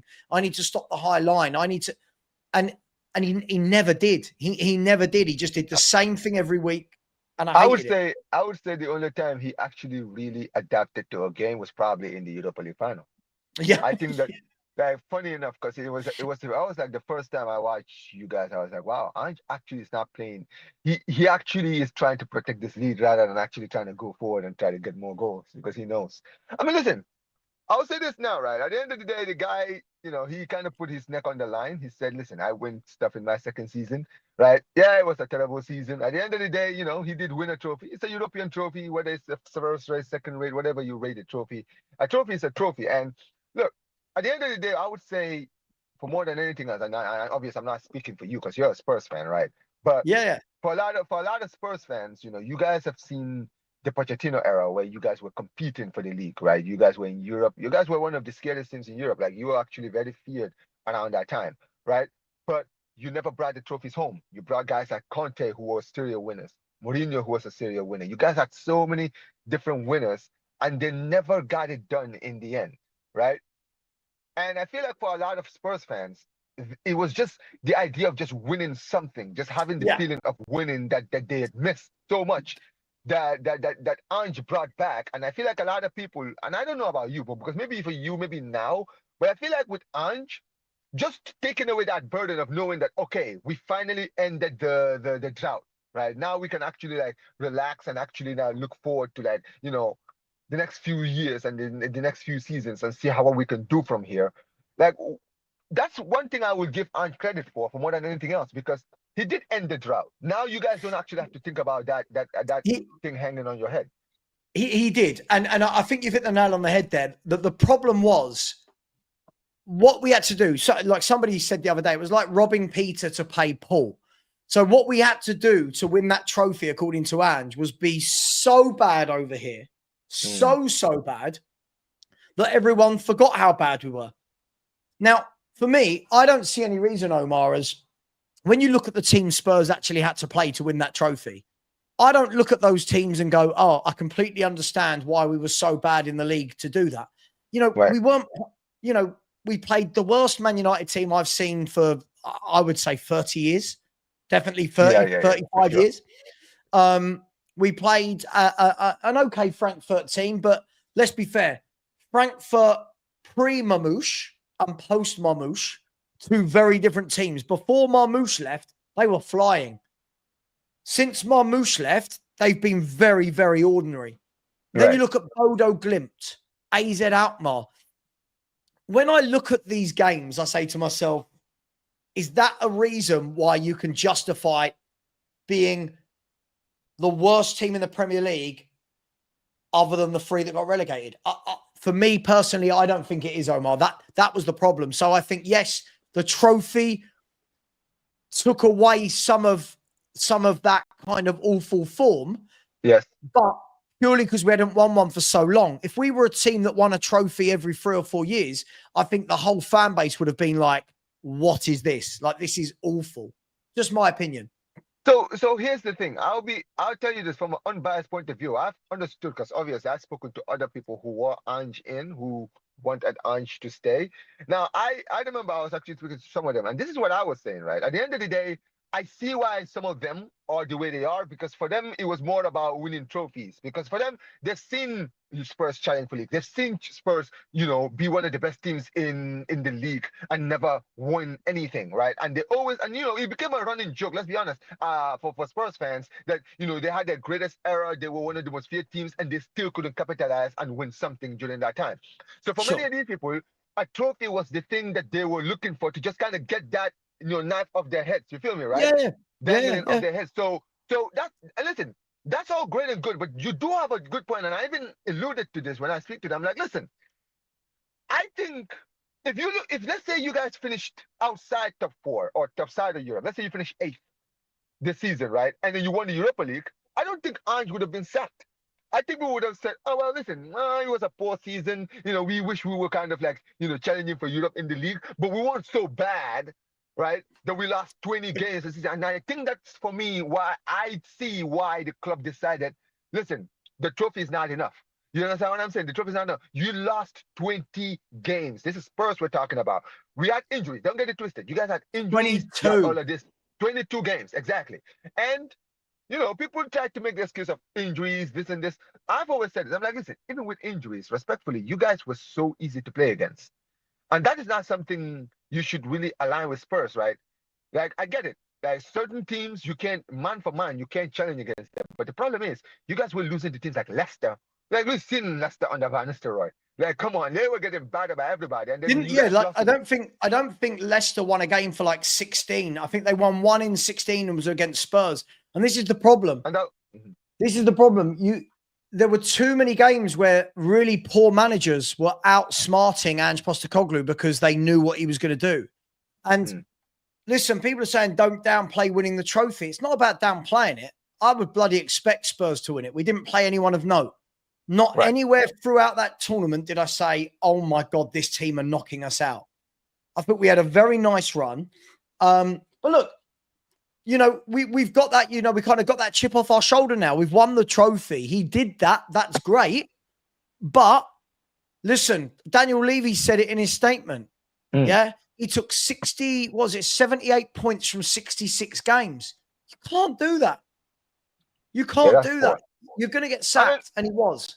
I mean, Savva, so this is the last thing I'm going to say now, right?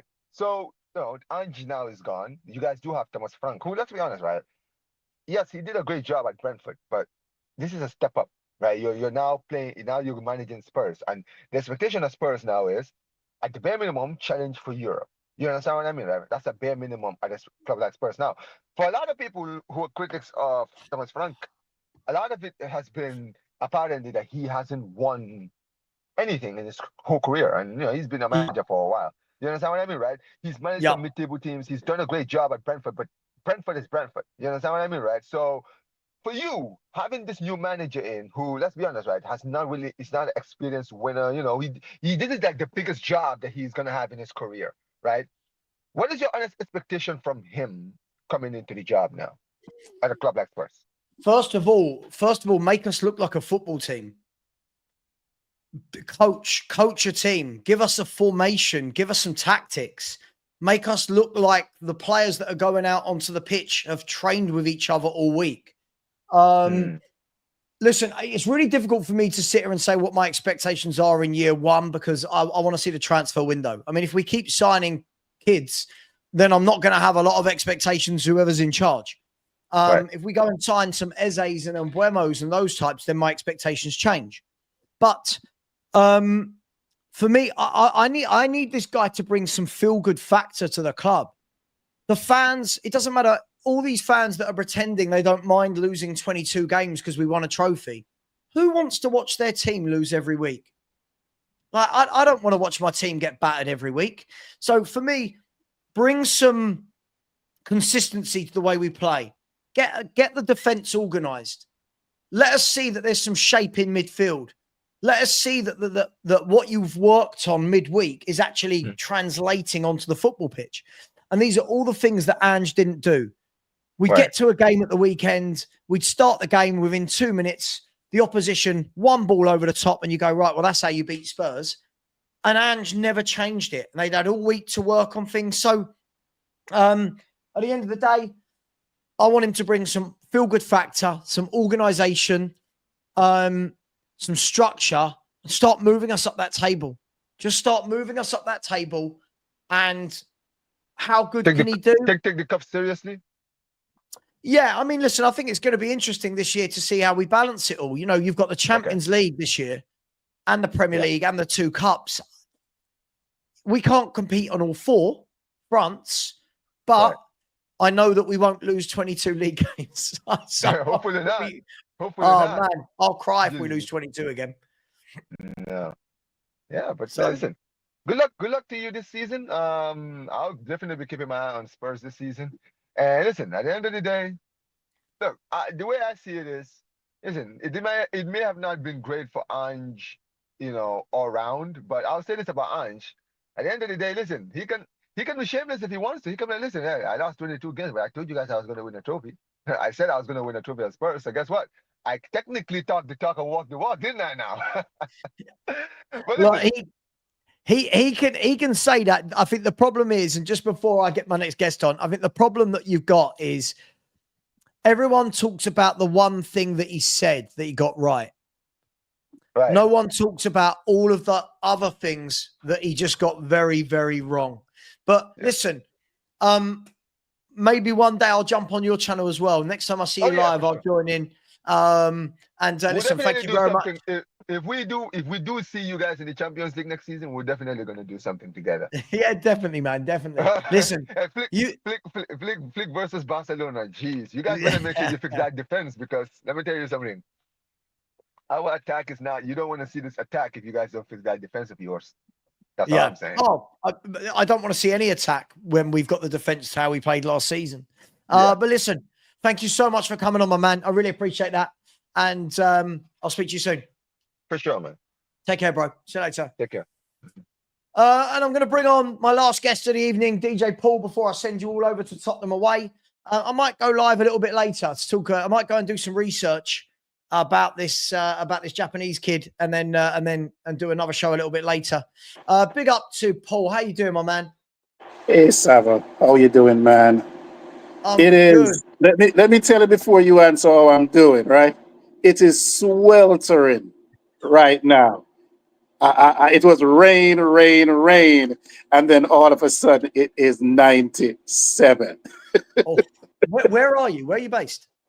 Pennsylvania, on the eastern, northeastern side of Pennsylvania. So I'm right there with Jersey, New Jersey. I think, is it Delaware or one of them? But I'm right there.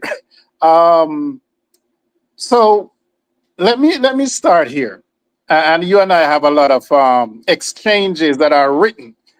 I don't want to beat up on Ange. I think I did enough of that, and so I want to say that we were on the right side of the bracket. If you look at all the teams that we played, we were on the right side of the bracket. Fortunes favored us in February. All the injuries came back. Ramiro came back. Van de Ven came back. We have pretty much a healthy squad to do what we needed to do. And we did that. We played to win what was a knockout tournament, basically. So I'm going to give him credit there. Where I draw the line, though, right? I know people keep talking about, he won. You just talk about it. We won trophy in the second year. That's kind of like, what if he didn't win? Different argument. But to say that there was a sacrifice in the Premier League to get to that point is really and truly a misrepresentation of what was happening in the Premier League. Agreed. I said this, and I have a channel as well, just for my opinions, so on and so forth.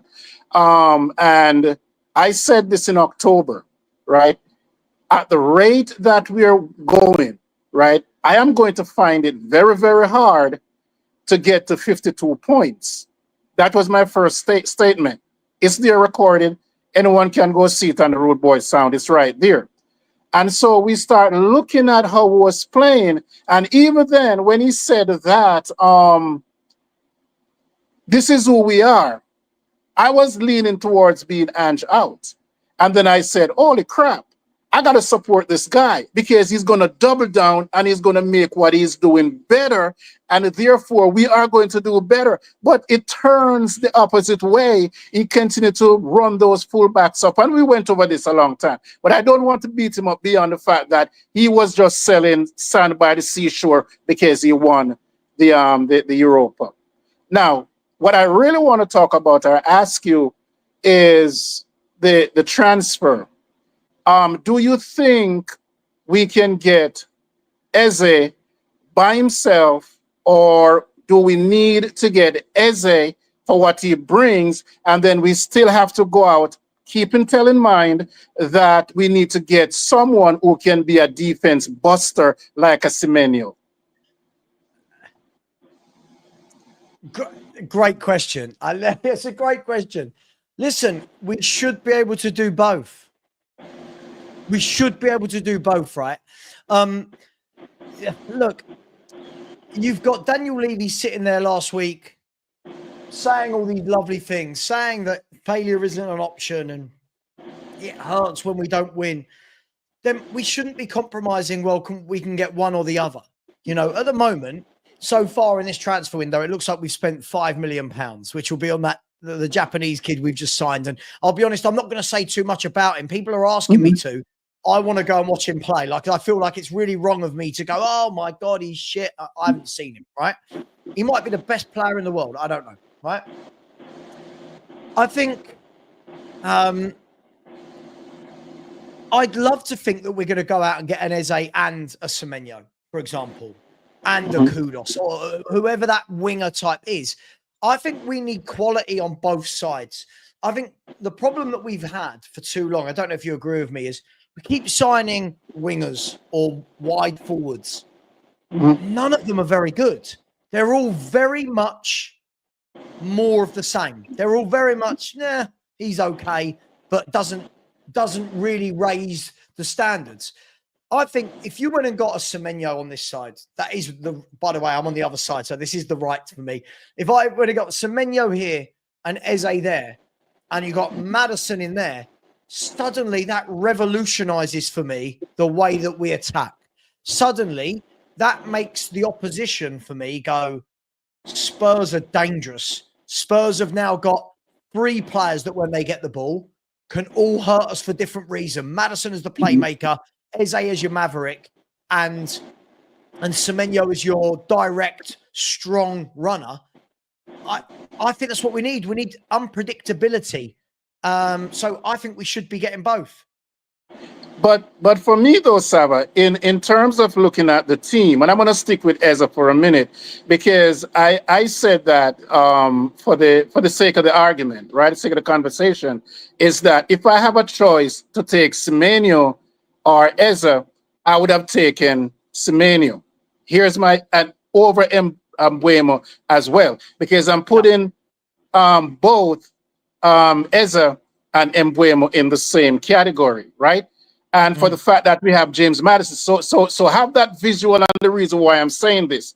We have a playmaker in Maddison, right? And what we don't have, what Johnson was supposed to be, is that guy who is going to go down the line, right? We don't have that on the right side. Kula doesn't do it. I don't know if Odeberg possessed that. I don't see enough to say, well then, but everyone cuts inside. And the guy before who was talking about Foden, that's what Foden does. He doesn't go down the line, he goes inside. And if you look at everyone's game, is that Eze goes inside from whatever side, left side or right side, and Mbeumo goes inside because he's technically a goal scorer and he wants to score. So getting that full out on a winger that's going to go down the flank and drop it on a dime. There are people who are being affected when you have players like that, is that your center forward becomes a workhorse. This is not the right example, but less for personnel. But if you look at Richarlison, where is Richarlison strong? The people are backing up and said, I'm talking about Richarlison crap. But here's the deal. Richarlison serves a purpose, and he serves a purpose with his head, right? And if we have players that are going down the line and putting that ball in a dime, you have Solanke and you have I just said Richie, who are good in the air, and we don't have anyone who crosses the ball. Now you go out and get Mbeumo, who doesn't do it as much because he doesn't have a center forward who is a finisher with their head. He has Wizard who is finishing, so all he needs is a ball to cross, and he tapped it in. So they are all different players. When you look at it, Brennan Johnson, the same thing. So what we're doing technically is bringing Eze in and packing him and Mbeumo and every one of them in the same mold. This is where Semenyo makes a difference. He is going to bust the wing backs. He's going to go down there and he's going to drop crosses in. What that actually does, it transforms your middle. It transforms your striker into a striker. You put your striker closer to the defense instead of waiting for him to come back and holding up the ball. Holding the ball for whom? The striker is supposed to be a striker, and if you get the proper people, then you're playing ball. The dynamics, and England suffer from this. England have 5 number 10s, and they all play on the right side. And so you don't have that. So you already, and what they don't have with all the number 10s, they don't have what Spurs have. Is even Maddison, who can run the team and do what they need to do. So that's the reason why when I'm building the team or I'm looking at it, I'll say, while Eza and Mboma are dynamic, Semenyo would have served the purpose that I want, because I want them behind the fullbacks. I completely agree with you. I agree with you. Do you know what? When I watch Semenyo, I'm a fan of Semenyo's, by the way, and I get it. He's not the sexy name like some of the others are. So I know people go, oh, what a waste of money. This guy is strong, powerful. If I'm not wrong, I think he won more duels than any other wide forward this year in the Premier League, because he's strong. He wins his battles. He drives forward. He's direct. He can beat a man. He can beat a man. And I think you need all sorts. As I said, I want Eze as my unpredictability. I want Maddison as my calming influence. Give Maddison the ball. Let him say, you know what, Eze, you run there. Semenyo, you go there. Solanke, you go there. I'm gonna join the dots. I want Semenyo as my runner, and then I want Solanke in the box. You're right. If all these people are doing different jobs, they complement each other. At the moment, you're right. Everyone we've got does the same thing. They get to the byline, they cut inside, and they lay it off 5 yards. And there's no variation. There's no unpredictability. There's no and listen, I put a lot of that down to Ange Postecoglou. So listen, I think we need both. Will we get both? I have no idea. This is Tottenham Hotspur. I have no idea what we're going to do. Yeah, I think that looking at the numbers, I totally agree with you. But looking at the numbers, it's that we have to move somebody to make something happen. I'm not a big fan of Kolo, and I said that all the time. I can't have a player, right, that goes from right to center, back, and then back to the right. If you look at his chart, that's what he's doing. Even when Maddison is not playing, and you said, okay, let's drop him as a number 10, he can't put his foot on the ball. I'm just saying that's who he is. I'm not saying whether he's a good player, a bad player, or not. I'm just saying that when I look at him, when I watch the game, and I look at the game as though I'm scouting, I want to see what he's bringing to the game. I don't see anyone in the squad who can put their foot on the ball. Now, Eze can do that, but is Eze going to come in, and Eze, you can drop him in the middle, take Maddison out, and he said, okay, he's going to be the calming influence, and he's going to be able to run the team. What I'm looking at, and I'm saying, as you look at the players and you go back and you say, okay, who is there that is closest to Maddison that you can bring an Eze in and you won't lose anything? I'm looking at Bergvall, who needs to be coached and coached up to be able to do all of those things in controlling the game from the number 8 spot. He's the closest you will get. And then you look at the manager and you said, well, the manager does do things differently. He doesn't have his fullbacks leaving the play. So therefore, if Bergvall has to push up, he's going to have some form of insulation on both sides. And that's the difference. Again, you have to invoke, Ange, when you're making this conversation, is that they're left high and dry on both sides because you want all 10 in the attack. So from my perspective, is looking at how Frank is going to coach a team. And I believe in 101 football is that your fullbacks are supposed to be auxiliary in terms of the offense, like how you see the PSG player and how they come up in the offense and support it. And their first responsibility, is to play defense. That is what I expect to see Frank. I'm going to ask you a question, though, before I go. And if you have somebody else, I don't want to take too much of your time. Do you think we can hold on to Romero and get another quality center back, say Aguehi, if we're going to play a flat 4? I know that it's a loaded question. I know that Frank can go to a back 3 if he wants to, and that changes the dynamic. And therefore, if we go out and get Aguehi how does he match up with Romero still being at the club? I mean, look, I think, can we keep hold of Romero? I think we can, because I don't know if anyone out there will pay enough for him for what Daniel Levy wants. For me, I would love a Guehi instead of a Romero because he's available and he's a very good centre-back. See, listen, I've talked about Romero a lot. I think Romero is a good player, but is massively overhyped. I think the good games that Romero has kind of sweeps under the carpet the number of bad games that he has. I would be happy with him moving on for his availability, for how injured he is. I don't think he wants to be here. I would quite happily bring in a Guehi, and I think Guehi can play in a back four or a back three. But I think it's interesting that we've just signed another centre half. Maybe we're going to a back three. Yeah, but I'm going to split the difference with that on you. So I want to put two things in your head. How bad it is for me. I am a Napoli fan, and I have Conte. Imagine how hard I rooted for Napoli. Okay, with Conte. Let that sink in a minute.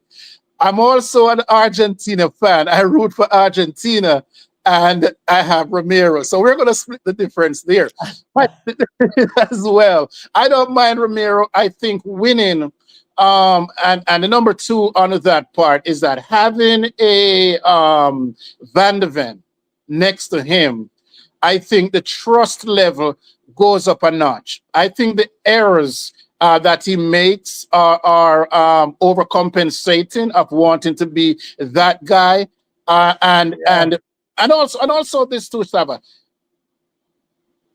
I'm trying. I'm really trying not to.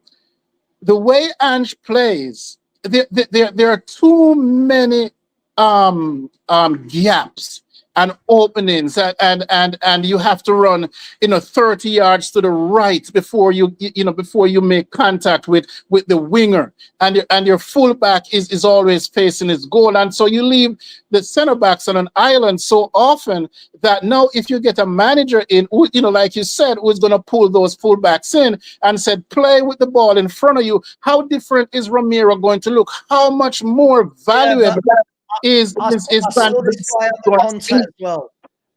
The problem for me is there's too many excuses for this guy. There's too many excuses for this guy for me. I just feel a lot of the time Romero could do the easy thing, and he doesn't. He tries to overcomplicate the art of defending. For me, sometimes just don't dive in. Keep your position and mark your man. For me, he wants to go diving in everywhere, like you said, overcompensating. But listen, he's a good defender. I'm not saying he's not good. I'm not saying he's not good. I just don't think he's anywhere near as good as others make him out to be. For centre backs I've seen at Spurs, he's nowhere near their levels. He's rash for me. But yeah. And my last question would be in the midfield. All right. Yeah. I'm going to say this, right? I'm going to say this. You might not agree with me, but that's fine. I'm not here for you to agree with me. Go on. we make better conversation when you don't agree with me. Gray, you and I are on the same level. I do not see Gray as a tower in terms of what any midfielder wants. Number one, he hasn't shown enough for me that is a prototypical number 6. He can play there. Let's put it that way. And so I don't know what Frank has for him, but I have to wish him well. I think he will improve. The question, though, is going to come, one comment before the question comes, is that Bissouma, who I like very well, and Bentancur. Bentancur, for me, is fall along the line of those guys who moved a lot. He is not really a number 6, but he can do the job. When you're looking for him, you're not going to find him sitting. Bissouma, by nature, can sit, will sit if he's asked to sit. I think we had this conversation either in a post already. And I will say that if I have to take one or the other, I would take Bissouma, because then I can build on having someone who's going to be there to protect a backline that is technically going to be there because Frank is the coach. For you, if one has to go, I think I heard you said something to close to it that Frank kind of like Bentancur. And I'm getting to the question. Who would you rather see with one staying? I'm not bailing you out here. One has to stay. Who would you like to see? And why? I mean, it's interesting because I'm not enamored with either of them. I don't mind both of them, and I don't mind if both go. I actually think that because Thomas Frank plays the 2 instead of a number 6, he has 2 8s. I think they work together, but I don't think that will happen because I think Bergvall will be given one of those positions. Agreed. I think it will probably be. I think if he can stay fit, it will be Bentancur. But I do think that Basuma in a double pivot, and I hate that saying, I'm so sorry, in a double pivot does a brilliant job of breaking up play. He does a brilliant job of driving forward with the ball. But I do think they'll probably move Basuma on, and Bergvall and Bentancur will probably be that midfield 2. So I think Basuma will go. I don't care which one of them goes, but I think we need. I'll throw it back in this way. I think we need some freshening up in that midfield. I think we've seen Basuma, Bentancur, Sarr for years now. I want to see someone come in that really dominates. Mm-hmm. You know, I want to see someone come in that really does a good job in there, gets the job done. I want a man in there. I keep saying this. I want a man. I don't want a kid. I want a man in there that knows his game. But do you look at it as when you play in a 4-2-1-3, you're taking away the ability of that number 6 to be a monster by putting the number 8 next to him instead of going into a 4-1-2-3 as a corner. That's not what Frank does he? I don't think so. Frank so. Yeah, but then you're going to still leave Maddison on his own, and that is where, as you push up, just looking at the composition of the team, you would like to have a Eze in there because Eze is going to come inside, or any of the wingers are going to come inside and help to support Maddison, with the fullbacks cheating up a bit. So if he's going to have a 2, then he's going to pretty much end up with 4 in the midfield at some point because the number 10s drive inside. And so but the difference is you won't, because what will happen is if you've got the 2, what that allows is for what most sensible managers do, it will allow Porro and Udogie to actually go and be your width. So, agreed. So if Eze drops into the middle, for example, to play and link up with Maddison, or hypothetical, if we sign Eze, it then allows Udogie there, Eze and Maddison together in the middle, and it allows Solanke to push on up front. So you've then got 2 players in the middle, 2 out wide, and 1 in the forward area. I think that's what I've said is this, and I do need to end the show in a minute. I really do need to end the show. I just want to go back to basics. I want to go back to the fullbacks being fullbacks and being allowed to overlap and stay wide. I want to go back to James Maddison being allowed to be a playmaker. Yes. I want to go back to Solanke not having to run around like a headless chicken and actually get him in the 18-yard box. And I want to get some wide men that can cut in or go outside. I want, I don't want to reinvent the wheel here, Paul. Yes. And I don't think Frank will complicate it. But it doesn't have to happen on both sides. Of course. You need that one buster. And I would think that if you sign Semenyo, whichever side he plays on, he's going to get behind the fullback, and that is what I'm looking for. I don't know if we have any in the squad. I see Tell, and I don't think Tell is either that guy. But I want someone who has the habit of wanting to get behind the fullback. Mark Hugh, we haven't seen much in the last regime to say that.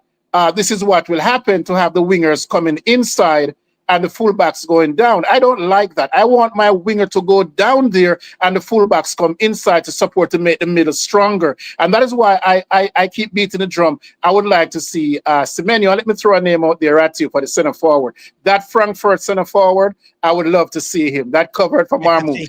Never going to happen. He's £100 million. Never, ever going to happen. But 5 games? I think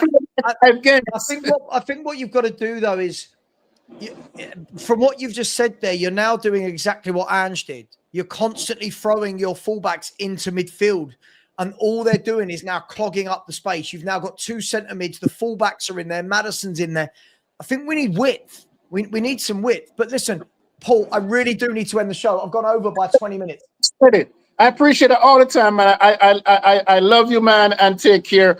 You're just a guy, and I'm telling you, for people who are out there wishing bad on you, sometimes let it run off the back like water on duck. They are absolutely trolls, and when they can't talk football, they are going to do what they're doing. So let those. I appreciate you, man. And more success. No, I appreciate you coming on and really enjoyed the conversation. And I'm sure we'll speak soon. Say hi to the missus. See you, man. Take care. All right, right, everybody. Just quickly, big up to Michael, who's become a new YouTube member. Big up to you, my man. Really, really, really appreciate that, Michael. I've seen you in the chat a number of times. Thank you very much. That is much appreciated. And we will have a channel member only show this week. One of the days this week, we will have a channel member only show that you are more than welcome to be a part of. So welcome. Thank you very much. Big up to John Lee, who said, I'm glad Ange was sacked. We had too many injuries in the Ange system.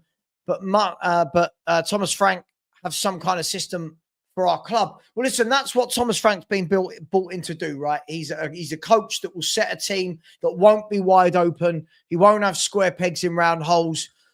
John, he will make us more difficult to beat and hopefully not losing every week. So big up to you. Thank you very much, John. You've been very, very generous lately. Guys, I'm going to end the show there. Please, I'm sending you over to Tottenham Away. When you get there, please type in Savva Raid and to show the love. Thank you very much. Please go and subscribe to Tottenham Away as well. Take care. And as always, come on, you Spurs.